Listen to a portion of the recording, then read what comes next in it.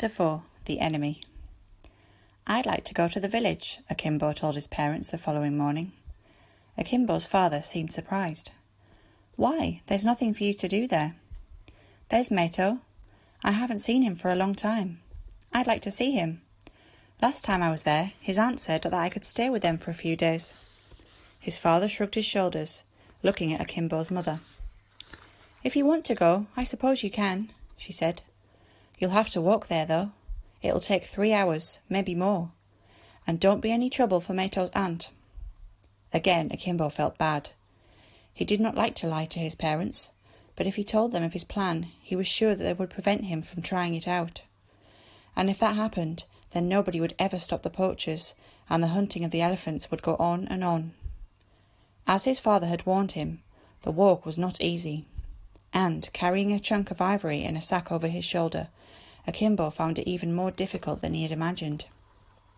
Every few minutes he had to stop and rest, sliding the sack off his shoulder and waiting for his tired arm muscles to recover. Then he would heave the sack up again and continue his walk, keeping away from the main path to avoid meeting anybody. At last the village was in sight. Akimbo did not go straight in, but looked around in the bush for a hiding place. Eventually he found an old termite hole. He stuffed the sack in it and placed a few dead branches over the top. It was the perfect place. Once in the village, he went straight to Mato's house. Mato lived with his aunt. She was a nurse and ran the small clinic at the edge of the village. Mato was surprised to see Akimbo, but pleased, and took him in for a cup of water in the kitchen. "I need your help," said Akimbo to his friend. "I want to find somebody who will buy some ivory from me." Mato's eyes opened wide with surprise. "But where did you get it?" he stuttered. "Did you steal it?" Akimbo shook his head. Then, swearing his friend to secrecy, he told him the plan. Mato thought for a while, and then he gave him his opinion. "It won't work," he said flatly. "You'll just get into trouble. That's all that will happen." Akimbo shook his head. "I'm ready to take that risk." So Mato, rather reluctantly, told Akimbo about a man in the village whom everyone thought was dishonest. "If I had something stolen which I wanted to sell," he said, "I'd go to him. He's called Matimba, and I can show you where he lives. But I'm not going into his house. You'll have to go in on your own." Matimba was not there the first time that Akimbo went into the house.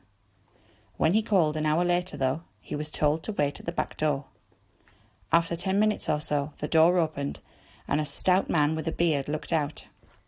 "Yes," he said, his voice curt and suspicious. "I would like to speak to you," Akimbo said politely. "Then speak," snapped Matimba. Akimbo looked over his shoulder. "I have something to sell.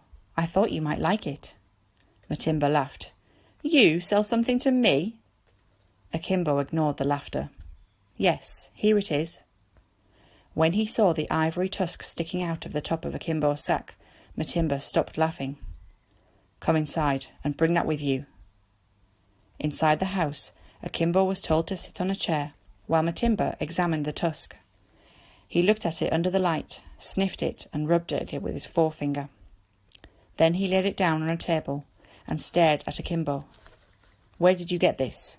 he asked. "I found it," said Akimbo.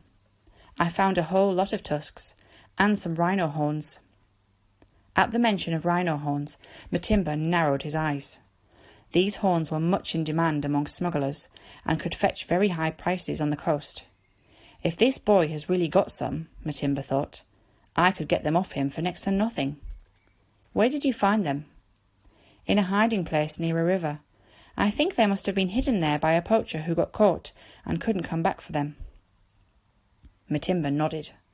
This sort of thing did happen, and now this innocent boy had stumbled across a fortune. He looked at the tusk again. He would give him some money on the spot and promise him more if he took him to the rest. "You did well to come to me. I can buy these things from you." Akimbo drew in his breath. Now was the time for him to make his demand. "You can have them. I don't want money for them." Matimba was astonished. He looked again at the boy and wondered whether there was something wrong with him. "All I want is to become an elephant hunter. If you let me off with some poachers to learn how they do it, I'll show you where I've hidden the tusks and horns." Matimba was silent. He stared at Akimbo for some time, wondering whether to trust him.